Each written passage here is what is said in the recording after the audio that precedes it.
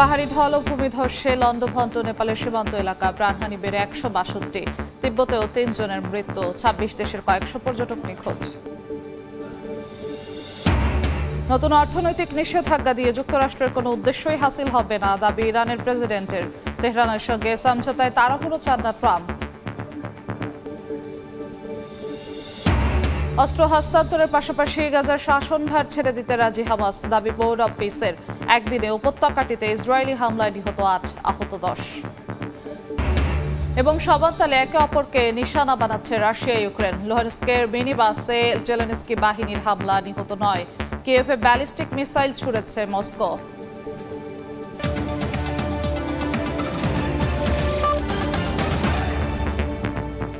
আন্তর্জাতিক সময়ের সঙ্গে আছি আমি জিন্নাতারা যশোয়া। ভয়ঙ্কর পাহাড়ি ঢল ও ভূমিধসে লন্ডভন্ড নেপালের সীমান্ত এলাকা, প্রাণ গেল অন্তত 162 জনের।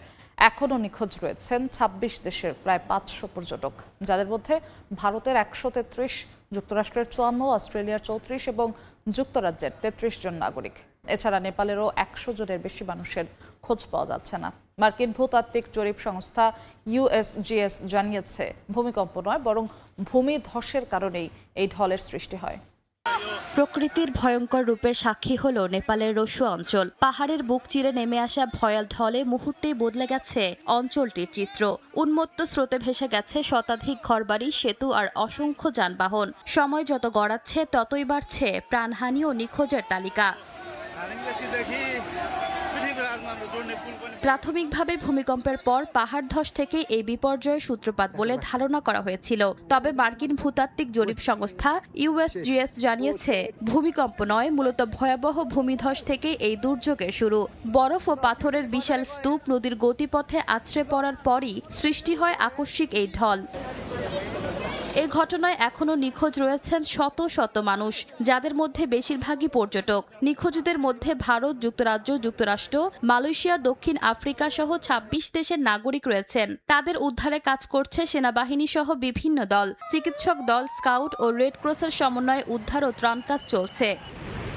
পানির স্রোতে ক্ষতিগ্রস্ত হয়েছে সড়ক ও গুরুত্বপূর্ণ অবকাঠামো। কাঠমান্ডুর সঙ্গে সংযোগকারী প্রধান সড়ক বন্ধ হয়ে যাওয়ায় ব্যাহত হয়েছে যোগাযোগ। পাশাপাশি বিদ্যুৎ সরবরাহ বিঘ্নিত হয়েছে।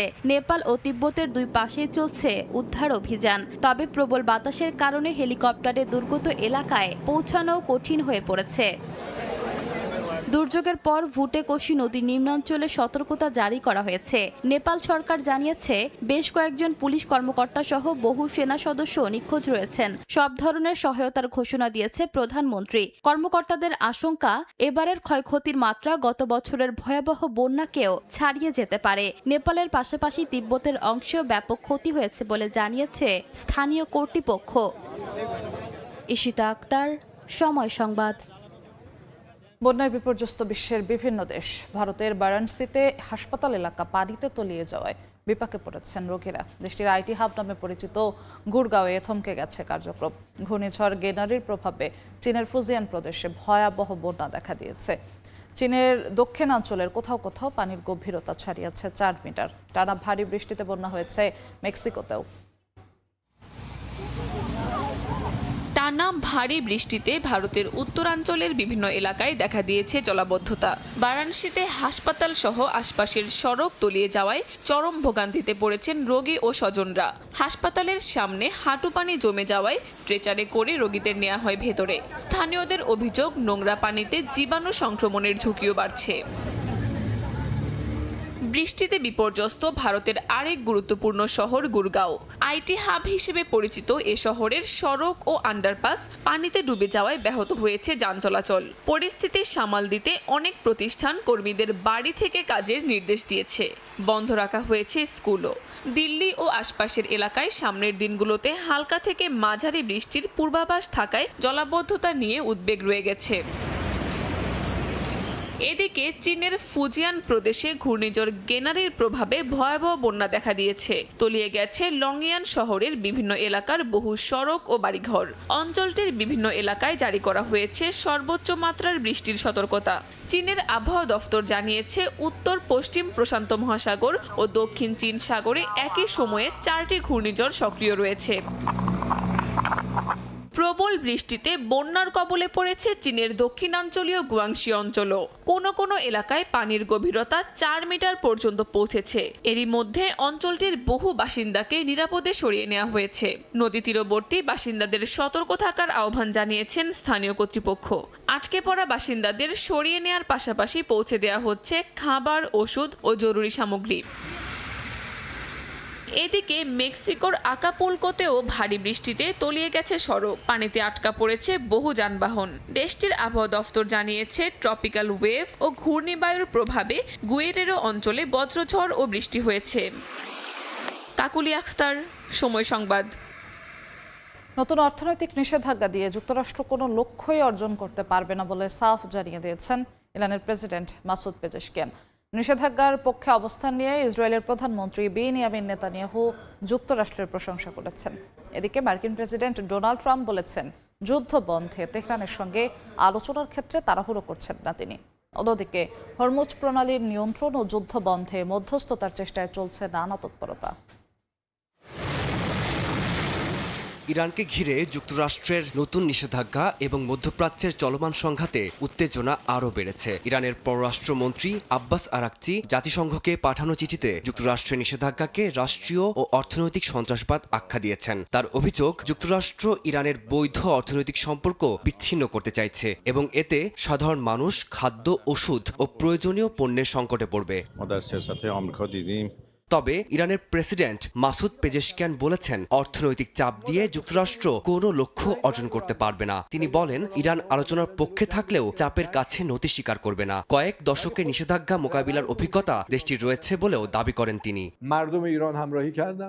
অন্যদিকে যুক্তরাষ্ট্রের পদক্ষেপকে স্বাগত জানিয়েছে ইসরায়েল। দেশটির প্রধানমন্ত্রী বেনিয়ামিন নেতানিয়াহু বলেছেন, ইরানের বর্তমান নেতৃত্বের সঙ্গে কূটনৈতিক সমঝোতা সম্ভব নয়। তিনি দাবি করেন, ট্রাম্প প্রশাসনের নতুন অর্থনৈতিক অবরোধ ইরানের ওপর আরও চাপ বাড়াবে।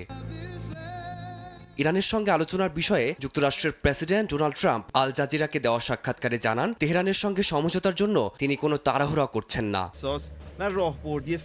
এদিকে হরমুজ প্রণালীর পরিস্থিতি নিয়ে চলছে পাল্টাপাল্টি অবস্থান। ইরান বলছে, যুক্তরাষ্ট্রের সঙ্গে সমঝোতা না হলে এই গুরুত্বপূর্ণ জলপথ পুরোপুরি খুলবে না। দেশটির রেভলিউশনারি গার্ডস জানিয়েছে, ইরানের অনুমতি ছাড়া কোনো জাহাজ এই পথ দিয়ে চলাচল করতে পারবে না। সংঘাত কমাতে চলছে কূটনৈতিক তৎপরতাও। কাতারের প্রধানমন্ত্রী শেখ মোহাম্মদ বিন আব্দুল রহমান আল থানি বৃহস্পতিবার তেহরান সফর করে উত্তেজনা কমানো এবং সংলাপের পরিবেশ তৈরির বিষয়ে ইরানি কর্মকর্তাদের সঙ্গে আলোচনা করবেন। ফারদিন মাঝহার, সময় সংবাদ। অস্ত্র হস্তান্তরের পাশাপাশি গাজার শাসনভার ছেড়ে দিতে রাজি হয়েছে স্বাধীনতাকামী সংগঠন হামাস। এমনটাই দাবি করেছে মার্কিন প্রেসিডেন্ট ট্রাম্পের বোর্ড অব পিস। এর মধ্যে ইসরায়েলি হামলায় উপত্যকাটিতে নিহত হয়েছেন অন্তত 8 জন ফিলিস্তিনি। এদিকে গাজায় শান্তি ফেরাতে আন্তর্জাতিক স্থিতিশীলতা বাহিনী মোতায়েনের উদ্যোগ নিয়েছে যুক্তরাষ্ট্র। যুদ্ধবিরতির মধ্যেই গাজায় নিরাপত্তা নিশ্চিত করতে আন্তর্জাতিক বাহিনী মোতায়েনের তোড়জোড় চলছে, যার উদ্যোগ নিয়েছে খোদ যুক্তরাষ্ট্র। আন্তর্জাতিক এই বাহিনীতে হাজার হাজার সেনা দিতে প্রস্তাব দিয়েছে উগান্ডা, মরক্কো ও কাজাখস্তান। জাতিসংঘের নিরাপত্তা পরিষদের এক বৈঠকে এ তথ্য জানান মার্কিন রাষ্ট্রদূত মাইক ওয়ালটজ। নতুন এই বাহিনী গাজায় মোতায়েন হলে তাদের কাজ হবে নিরাপত্তা নিশ্চিত করা ও যুদ্ধবিরতি কার্যকর রাখতে সহায়তা করা। বাহিনীটির নেতৃত্বে রয়েছেন মার্কিন মেজর জেনারেল জ্যাসপার জেফার্স। তবে গাজায় এই বাহিনী মোতায়েনের পথ এখনো পুরোপুরি মসৃণ নয়। এর আগে সমাধান করতে হবে হামাসের নিরস্ত্রীকরণ এবং গাজা থেকে ইসরায়েলি সেনা প্রত্যাহারের মতো গুরুত্বপূর্ণ বিষয়। গাজার ভবিষ্যৎ শাসন ব্যবস্থা নিয়েও এসেছে নতুন পরিকল্পনা। একই বৈঠকে বোর্ড অব পিসের গাজা বিষয়ক প্রতিনিধি নিকোলাই ম্লাদেনভ জানান, হামাস গাজার শাসনভার ছেড়ে দেওয়ার পাশাপাশি নিজেদের অস্ত্র হস্তান্তর করতেও সম্মতি জানিয়েছে। পরিকল্পনা অনুযায়ী এরপর গাজা পরিচালনার দায়িত্ব নেবে জাতিসংঘের স্বীকৃত একটি অন্তর্বর্তী প্রশাসন। তবে যুদ্ধবিরতি ভেঙে আবারও লড়াই শুরু হলে গাজা এমন এক পর্যায়ে পৌঁছাতে পারে যেখান থেকে ফিরে আসার সুযোগ থাকবে না বলেও সতর্ক করেন ম্লাদেনভ। এর মধ্যে গাজায় অব্যাহত রয়েছে ইসরায়েলি হামলা। গাজার স্বাস্থ্য মন্ত্রণালয় জানায়, গত 24 ঘন্টায় ইসরায়েলি হামলায় কয়েকজন ফিলিস্তিনি নিহত এবং গুরুতর আহত হয়েছেন। দক্ষিণ গাজার খান ইউনিসে বাস্তুচ্যুতদের একটি তাঁবুতেও ইসরায়েলি ড্রোন হামলায় নিহত হন আরও কয়েকজন। যুদ্ধবিরতি কার্যকর হওয়ার পর ইসরায়েলি হামলায় নিহত ফিলিস্তিনি সংখ্যা বেড়ে দাঁড়িয়েছে 1303 জনে। ঈশিতা আক্তার, সময় সংবাদ। ইসরায়েলকে স্বীকৃতির শর্তে সৌদি আরবের পারমাণবিক চুক্তি কংগ্রেসে পাঠালেন মার্কিন প্রেসিডেন্ট ডোনাল্ড ট্রাম্প। স্থানীয় সময় সোমবার চুক্তিটি মার্কিন কংগ্রেসে পাঠানো হয়েছে। চুক্তির আওতায় সৌদি আরবে বেসামরিক পারমাণবিক রিঅ্যাক্টর নির্মাণে কাজের সুযোগ পাবে মার্কিন কোম্পানিগুলো। প্রায় 30 বছর মেয়াদী এই প্রকল্পের মূল্য কয়েক হাজার কোটি ডলার। তবে সৌদি আরবের ইউরেনিয়াম সমৃদ্ধকরণ ও পারমাণবিক বর্জ্য পুনঃ প্রক্রিয়াজাতকরণে স্পষ্ট নিষেধাজ্ঞা না থাকায় উদ্বেগ প্রকাশ করেছেন মার্কিন আইন প্রণেতারা। এদিকে রিয়াদ জানিয়েছে, স্বাধীন ফিলিস্তিন রাষ্ট্র প্রতিষ্ঠার সুনির্দিষ্ট নিশ্চয়তা ছাড়া ইসরায়েলকে তারা স্বীকৃতি দেবে না। কংগ্রেসে আনুষ্ঠানিক আপত্তি না উঠলে 90 অধিবেশন দিবস পর চুক্তিটি কার্যকর হতে পারে। সিরিয়ায় কুর্দি নেতৃত্বাধীন সিরিয়ান ডেমোক্রেটিক ফোর্সেস বিলুপ্তির ঘোষণা এসেছে। দেশটির সরকারের সঙ্গে চুক্তির পর সংগঠনটির কার্যক্রম শেষ করার ঘোষণা দেন এসডিএফ প্রধান মাজলুম আবদি।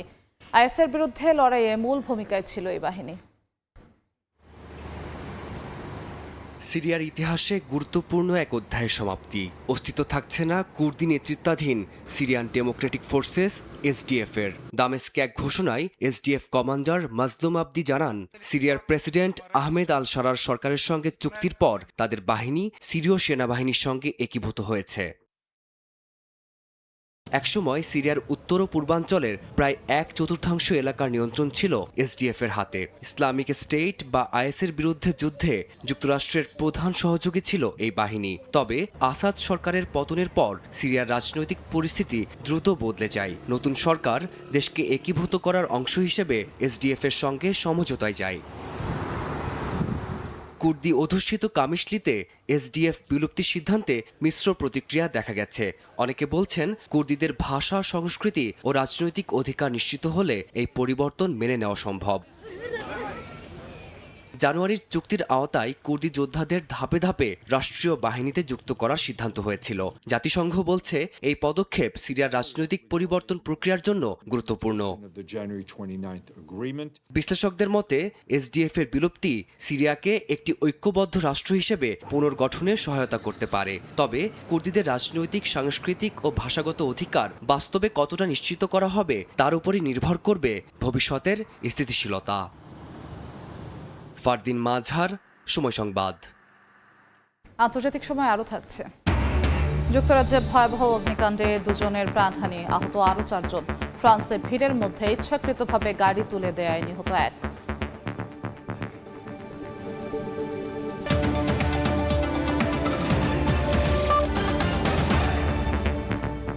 রাশিয়া নিয়ন্ত্রিত লুহানস্ক অঞ্চলে একটি মিনি বাসে ইউক্রেনের হামলায় 9 জন নিহত হয়েছেন। এই ঘটনাটিকে ইউক্রেনের যুদ্ধাপরাধ বলছে ক্রেমলিন। জবাবে ইউক্রেনের রাজধানী কিয়েভে ভয়াবহ ব্যালিস্টিক মিসাইল হামলা চালিয়েছে পুতিন বাহিনী।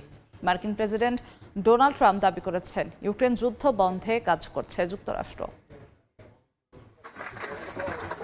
রাশিয়া ইউক্রেনের পাল্টাপাল্টি হামলার মধ্যে এবার লক্ষ্যবস্তু হল যাত্রীবাহী বাস। রাশিয়ার নিয়ন্ত্রিত লুহানস্ক অঞ্চলে একটি বাসে হামলার ঘটনায় নিহত হয়েছেন বেশ কয়েকজন। মস্কো এর জন্য সরাসরি ইউক্রেনকে দায়ী করে ঘটনাটিকে যুদ্ধাপরাধ হিসেবে আখ্যায়িত করেছে। রাশিয়ার একটি গুদামেও বড় ধরনের ড্রোন হামলা চালায় ইউক্রেন। একই রাতে নিঝুনি নভগোরোদের লুকওয়েলের একটি তেল শোধনাগারে হামলা হয় বলে জানিয়েছে কিয়েভ। রাশিয়ার দাবি, রাতভর ইউক্রেনের 426টি ড্রোন ভূপাতিত করেছে তাদের বিমান প্রতিরক্ষা ব্যবস্থা। জবাবে ইউক্রেনের রাজধানী কিয়েভে পরপর কয়েকটি ব্যালিস্টিক ক্ষেপণাস্ত্র নিক্ষেপ করেছে রাশিয়া। দেশটির অধিকাংশ এলাকায় বর্তমানে বিমান হামলার সতর্কতা জারি করা হয়েছে। এছাড়া ওডেসা ও জাপোরিঝিয়াতেও বিস্ফোরণের খবর পাওয়া গেছে। জাপোরিঝিয়ায় হামলায় কয়েকজন আহত হয়েছে বলে জানিয়েছেন স্থানীয় গভর্নর। হামলা পাল্টা হামলার মধ্যে যুদ্ধ বন্ধের চেষ্টায় মস্কোয় যান মার্কিন গোয়েন্দা প্রধান জন র্যাডক্লিফ। সেখানে রুশ গোয়েন্দা কর্মকর্তাদের সঙ্গে বৈঠক করেছেন তিনি। তবে বৈঠকে ইউক্রেন যুদ্ধ নিয়ে আলোচনা হয়েছে কিনা তা স্পষ্ট করেনি মস্কো। এদিকে র্যাডক্লিফের সফরকে রুটিন বললেও ট্রাম্পের দাবি ইউক্রেন যুদ্ধ বন্ধে কাজ করছে যুক্তরাষ্ট্র। ঈশিতা আক্তার, সময় সংবাদ। পাকিস্তানের ইসলামাবাদের সরকারি হাসপাতালে ভয়াবহ অগ্নিকাণ্ডে 15 নবজাতকের প্রাণহানি দেশটির সরকারি হাসপাতালগুলোর অব্যবস্থাপনার চিত্রকে সামনে এনেছে। ভবনটির অগ্নি নিরাপত্তা নিয়ে ক্ষোভ প্রকাশ করেছেন স্বজনরা। ঘটনায় দোষীদের বিরুদ্ধে ব্যবস্থা নেওয়ার আশ্বাস দিয়েছে কর্তৃপক্ষ। স্থানীয় সময় বুধবার ভোরে ইসলামাবাদের Pakistan Institute of Medical Sciences হাসপাতালে ভয়াবহ অগ্নিকাণ্ডে মারা গেছে 15 নবজাতক। হাসপাতালের বাইরে দেখা যায় স্বজনদের আহাজারি। এক শিশুর বাবা অভিযোগ করেন ওয়ার্ডের নিরাপত্তা ব্যবস্থা ছিল দুর্বল, জরুরি পরিস্থিতিতে বের হওয়ার পর্যাপ্ত পথ ছিল না এবং অনেক দরজা বন্ধ রাখা হয়েছিল। ওয়ার্ডের অবস্থা খুবই খারাপ ছিল। আমি 8 দিন ধরে সেখানে যাচ্ছিলাম, কিন্তু পরিস্থিতি ছিল অস্বাভাবিক। ওই ভবনে কোনো অগ্নি নিরাপত্তা ব্যবস্থা ছিল না, জরুরি বের হওয়ার পথও ছিল না, সব দরজা বন্ধ রাখা হয়েছিল। প্রত্যক্ষদর্শীরা জানান ভোরে তারা বিকট শব্দ শুনতে পান। ধোঁয়ায় পুরো এলাকা ঢেকে যাওয়ায় উদ্ধার কাজ কঠিন হয়ে পড়ে। হঠাৎ করে অনেক শব্দ শুনতে পাই। ঘুম থেকে উঠে বাইরে তাকিয়ে দেখি অনেক মানুষ জড়ো হয়েছে এবং আগুন জ্বলছে। এত বেশি ধোঁয়া ছিল যে কিছুই দেখা যাচ্ছিল না। एकदम गेटों पे सारे लोग कटे हुए थे। পাকিস্তানের স্বাস্থ্যমন্ত্রী মুস্তাফা কামাল ঘটনায় দায়ী ব্যক্তি বা প্রতিষ্ঠানের বিরুদ্ধে ব্যবস্থা নেওয়ার আশ্বাস দেন। তদন্তের নির্দেশ দিয়েছেন পাকিস্তানের প্রধানমন্ত্রী শাহবাজ শরীফ। এরই মধ্যে দেশটির স্বাস্থ্য সচিবকে সাময়িক বরখাস্ত করা হয়েছে। এ ঘটনা পাকিস্তানের সরকারি হাসপাতালগুলোর অব্যবস্থাপনা ও অপ্রতুল নিরাপত্তা ব্যবস্থা নিয়ে দীর্ঘদিনের সমালোচনাকে আবারও সামনে এনেছে। হাসপাতালে আগুনে এমন প্রাণহানিকে মর্মান্তিক বলে উল্লেখ করেছে জাতিসংঘ। সংস্থাটির মুখপাত্র স্টিফেন ডুজারিক পাকিস্তান সরকারকে যে কোনো ধরনের সহায়তা দেওয়ার প্রতিশ্রুতি দিয়েছেন। ফারদিন মাঝহার, সময় সংবাদ। আন্তর্জাতিক সময় আরও থাকছে। বিশ্বজুড়ে কমছে জন্মহার। মানব ইতিহাসে প্রথমবারের মতো প্রতিস্থাপনের স্তরের নিচে প্রজনন হার। বাড়বে বয়স্কদের সংখ্যা, কমবে কর্মক্ষম জনগোষ্ঠী। যুক্তরাজ্যের গ্র্যান্ড টাউনে ভয়াবহ অগ্নিকাণ্ডে 2 জনের মৃত্যু হয়েছে, আহত হয়েছেন আরও অন্তত 4 জন। স্থানীয় সময় বুধবার ইংল্যান্ডের উত্তর পূর্বাঞ্চলের মিডলসব্রোর একটি বাড়িতে এই ঘটনা ঘটে। আগুন ছড়িয়ে পড়লে ঘটনাস্থলেই 2 জনের মৃত্যু হয়। নিহতদের মধ্যে একটি শিশুও রয়েছে। আহতরা আরও 4 জন হাসপাতালে চিকিৎসাধীন। তাদের মধ্যে 48 বছর বয়সী এক নারীর অবস্থা গুরুতর। স্থানীয় বাসিন্দারা জানান আগুনের তীব্রতা এতটাই বেশি ছিল যে বাড়িটির কাছে যাওয়া কঠিন হয়ে পড়ে। ঘটনাস্থল ঘিরে রেখেছে পুলিশ। আগুন নেভাতে 6টি ফায়ার ইঞ্জিন মোতায়েন করা হয়। এ ঘটনায় হত্যার সন্দেহে 2 জনকে গ্রেফতার করেছে পুলিশ। ফ্রান্সের নরম্যান্ডি অঞ্চলে ভিড়ের মধ্যে ইচ্ছাকৃতভাবে গাড়ি চালিয়ে দেওয়ায় 1 জন নিহত হয়েছেন। আহত হয়েছেন আরও অন্তত 10 জন। স্থানীয় সময় বুধবার শহরে একটি বারের সামনে এ ঘটনা ঘটে। এলাকাবাসী জানায় গাড়ি চালিয়ে দেওয়ার আগে ওই বারে হাতাহাতির ঘটনা ঘটেছিল। এরপরেই ওই ব্যক্তি ইচ্ছাকৃতভাবে ভিড়ের ওপর গাড়ি চালিয়ে দেন বলে অভিযোগ রয়েছে। আহতদের মধ্যে 4 জনের অবস্থা গুরুতর। ঘটনার পর জরুরি তৎপরতা শুরু করে কর্তৃপক্ষ। সন্দেহভাজন ওই ব্যক্তিকে গ্রেফতার করা হয়েছে। ঘটনার কারণ জানতে তদন্ত করছে অপরাধ তদন্ত বিভাগ।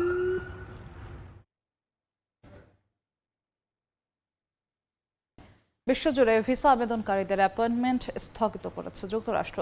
জানা গেছে কনজিউলার কর্মকর্তাদের প্রশিক্ষণ দিতে এই উদ্যোগ।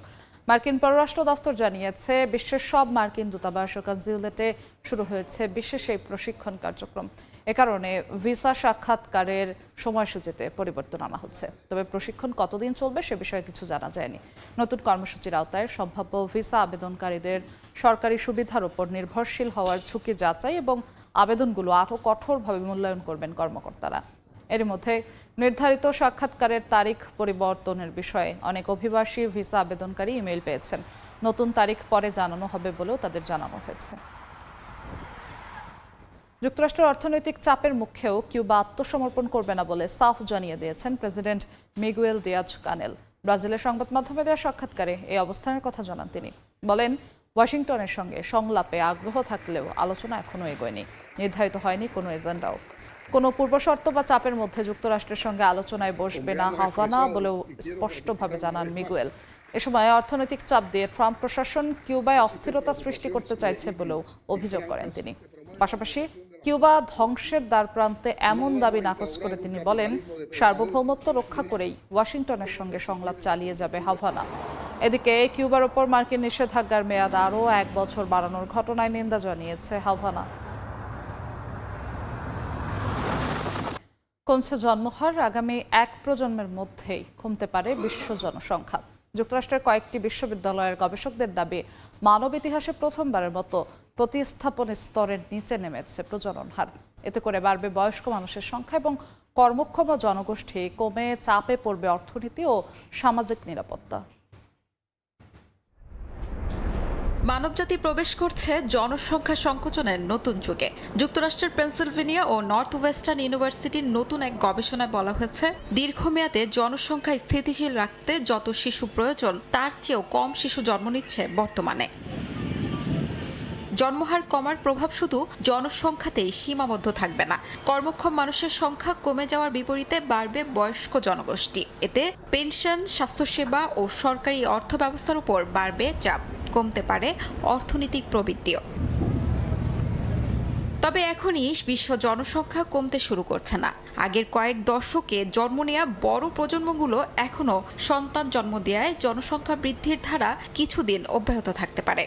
গবেষকদের ধারণা, এই জনমিতিক প্রভাব আরও প্রায় 3 দশক কাজ করবে। জাতিসংঘের হিসেবে 2022 সালে বিশ্বের জনসংখ্যা 800 কোটি ছাড়িয়েছিল, বর্তমানে তা প্রায় 830 কোটি। এরপর 2056 সালের দিকে বিশ্ব জনসংখ্যা প্রায় 900 কোটিতে পৌঁছে সর্বোচ্চ পর্যায়ে উঠতে পারে। তারপরই শুরু হতে পারে দীর্ঘমেয়াদী পতন।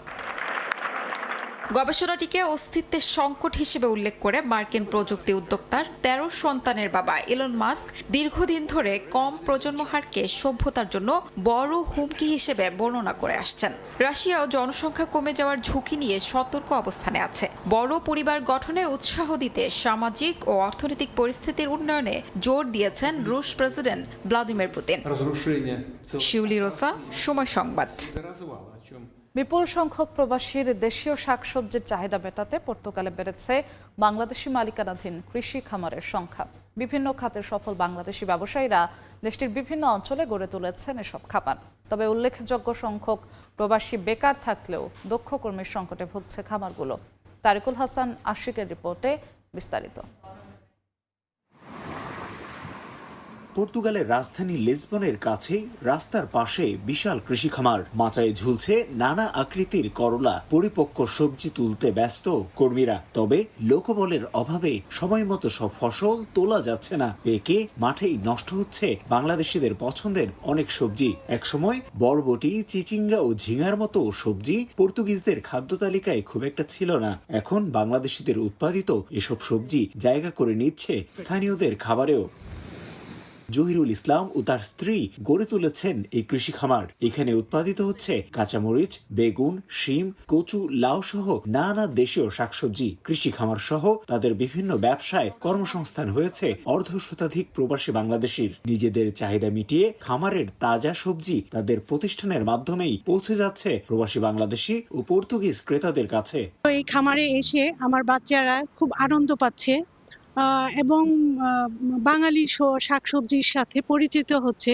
তবে দক্ষ কর্মীর সংকটে লোকসান গুনছেন জহিরুলের মতো কৃষি উদ্যোক্তারা। সময় মতো তুলতে না পারায় মাঠেই নষ্ট হচ্ছে তরমুজ, কাঁচামরিচ, শসা সহ দ্রুত বর্ধনশীল নানা ফসল। এমনকি সামাজিক যোগাযোগ মাধ্যমে কর্মী চেয়েও সময় মতো লোক পাচ্ছেন না উদ্যোক্তারা।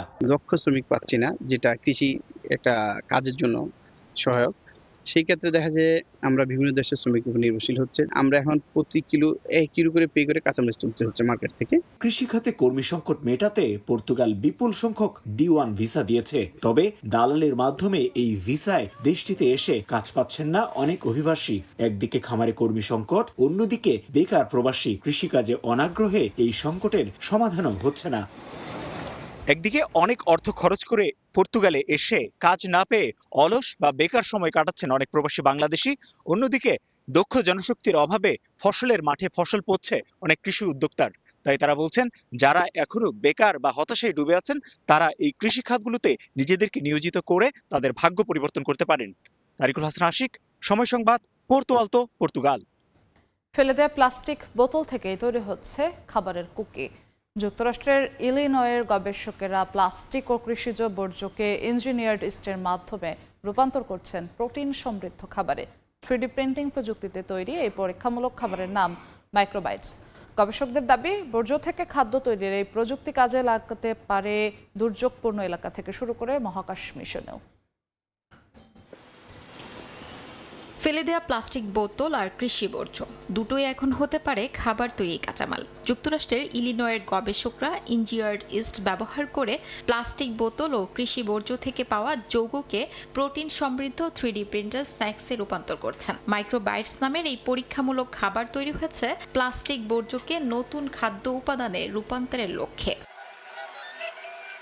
গবেষকরা পানি ও কোমল পানীয়ের বোতলে ব্যবহৃত পলিইথিলিন বা প্লাস্টিকের পাশাপাশি ভুট্টার কাণ্ড ও পাতার মতো কৃষিজ অবশিষ্টাংশকে ভেঙে বিভিন্ন যৌগে পরিণত করেন। এরপর এসব যৌগ খাওয়ানো হয় পরবর্তী ইস্টকে। ইস্ট সেই উপাদানগুলোকে প্রোটিন ও অন্যান্য খাদ্য উপাদানে রূপান্তর করে। পরে সেই প্রোটিন ব্যবহার করে তৈরি হয় 3D প্রিন্টেড কুকি। তবে অভিনব এই খাবারের স্বাদ পরীক্ষার জন্য এখনো অনুমোদিত হয়নি। বাজারে আসতেও লাগবে আরও সময়। তারপরও গবেষকদের মতে এই প্রযুক্তি একই সঙ্গে দুটি বড় সমস্যার সম্ভাব্য সমাধান দিতে পারে: বাড়তে থাকা প্লাস্টিক বর্জ্যের পুনর্ব্যবহার করে পরিবেশ দূষণ কমানো এবং সীমিত সম্পদের পরিবেশে নতুন খাদ্যের উৎস তৈরি। এছাড়াও গবেষকদের ধারণা, ভবিষ্যতে দুর্যোগ কবলিত এলাকা, সাবমেরিন কিংবা মহাকাশ মিশনেও এমন প্রযুক্তি ব্যবহার করা যেতে পারে। এমনকি আর্কটিক মরুভূমি বা একদিন চাঁদ কিংবা মঙ্গল গ্রহেও কার্বন সমৃদ্ধ বর্জ্যকে খাদ্য উপাদানের কাঁচামাল হিসেবে কাজে লাগাতে পারে মাইক্রোবাইটস। শিউলি রোজা, সময় সংবাদ। হাজারো মানুষের উন্মাদনায় স্পেনের বুনিয়লে শুরু হয়েছে লা টমাটিনা উৎসব। অংশগ্রহণকারীরা 1 ঘন্টা জুড়ে একে অপরকে টমেটো ছুঁড়ে মারেন। এবারের এই উৎসবে ছোড়া হবে 1.5 লাখ কেজি টমেটো। লাল রঙে ছেয়ে গেছে পুরো শহর, তবে রক্ত নয়, চারদিকে ছড়ানো টমেটোর পাল। ট্রাক ভর্তি টমেটো ঢুকতেই উল্লাসে ফেটে পড়েন উৎসবে আসা মানুষ। এরপরই শুরু হয় অপেক্ষার সেই মুহূর্ত, টমেটো ছোড়াছুড়ির উন্মাদনা। ট্রাকের ওপর থেকে নিচে, রাস্তা থেকে দেয়ালে, যেদিকেই চোখ যায় শুধু টমেটো আর টমেটো। মুহূর্তেই লাল পাল্পে ঢেকে যায় উৎসবস্থল। 1 ঘন্টা ধরে চলে এই অদ্ভুত যুদ্ধ। মাটিতে পড়ে থাকা টমেটো রেহাই পায় না। হাতে তুলে নিয়ে একে অপরের দিকে ছুঁড়ে মারেন অংশগ্রহণকারীরা। কেউ দেয়ালের ওপর উঠে নিজেকে বাঁচানোর চেষ্টা করেন, আবার কেউ ইচ্ছে করেই অন্যদের উস্কে দেন টমেটো ছোড়ার জন্য। স্পেনের বুনিয়লে প্রতি বছরই আয়োজিত হয় এই ব্যতিক্রমী উৎসব। আয়োজকদের হিসাবে এবারের লা টমাটিনায় অংশ নিচ্ছেন বিশ্বের বিভিন্ন দেশ থেকে যাওয়া প্রায় 22,000 মানুষ। তাদের জন্য প্রস্তুত রাখা আছে 1.5 লাখ কেজি টমেটো। 1945 সালে স্থানীয় বাসিন্দাদের আকস্মিক এক সংঘর্ষ থেকেই শুরু হয়েছিল এই টমেটো যুদ্ধ। পরে স্পেনের স্বৈরশাসক ফ্রান্সিসকো ফ্রাঙ্কোর আমলে 1950-এর দশকে কিছু সময়ের জন্য নিষিদ্ধ ছিল উৎসবটি। তবে নিষেধাজ্ঞা পেরিয়ে এখন লা টমাটিনায় স্পেনের অন্যতম আলোচিত আন্তর্জাতিক উৎসবে পরিণত হয়েছে। কাকুলি আখতার, সময় সংবাদ। আন্তর্জাতিক সময় শীর্ষ সংবাদগুলো জানিয়ে দিচ্ছি আরও একবার। পাহাড়ি ঢল ও ভূমিধসে লন্ডভন্ড নেপালের সীমান্ত এলাকা, প্রাণহানি বেড়ে 162। তিব্বতেও 3 জনের মৃত্যু। 26 দেশের কয়েকশো পর্যটক নিখোঁজ। নতুন অর্থনৈতিক নিষেধাজ্ঞা দিয়ে যুক্তরাষ্ট্রের কোনো উদ্দেশ্যই হাসিল হবে না, দাবি ইরানের প্রেসিডেন্টের। তেহরানের সঙ্গে সমঝোতায় তাড়াহুড়ো চান না ট্রাম্প। এবং অস্ত্র হস্তান্তরের পাশাপাশি গাজার শাসনভার ছেড়ে দিতে রাজি হামাস, দাবি বোর্ড অব পিসের। একদিনে উপত্যকাটিতে ইসরায়েলি হামলায় নিহত 8, আহত 10।